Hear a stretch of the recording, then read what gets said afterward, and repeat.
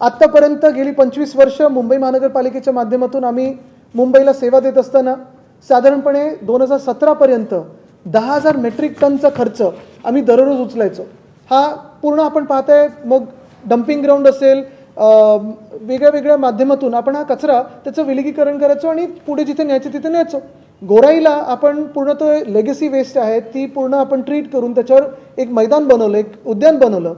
पण आता आपण पाहतोय मागच्याच आठवड्यात योगायोग बघा, धारावीत लोक हलत नाहीयेत, धारावीतून लोक हलायला तयार नाहीत, त्यांना पूर्ण माहिती पाहिजे, त्यांना पात्रता पाहिजे आणि मुख्य म्हणजे अदानी जसे लुटतायत मुंबईला त्याला नाकारतायत लोक आणि म्हणून विरोध म्हणून तिथेच राहतात। आता त्यांच्यावर कर लावला जाणार।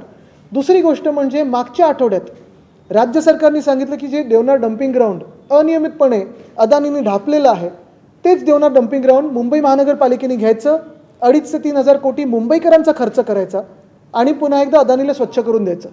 आणि आता ह्या आठवड्यात आपण पहा अर्थसंकल्पामध्ये इथे आता सॉलिड वेस्ट मॅनेजमेंटवर म्हणजे जो आपण कचरा BMCला देणार त्याच्यावर आता हे कर लावणार। म्हणजे आपला इथून पण पैसा जातोय करमधून, तिथून पण करामधून पैसा जातोय आणि अदानी जे जमीन धापट चाललेत मुंबईतली ती घशात गिळतच चाललेत।